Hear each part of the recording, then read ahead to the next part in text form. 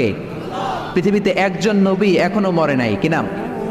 ঈসা আলাইহিস সালাম। উনি আসবেন। ইমাম মাহাদির 7 বছর যখন হবে, তার গভর্নিং 7 বছর চলে যাওয়ার পরে আসবেন। ঈসা আলাইহিস সালাম যখন আসবেন, এসে দাজ্জালকে, অ্যান্টি ক্রাইস্টকে নিজ হাতে হত্যা করবেন। চিল্লায় বলেন ঠিক কি না?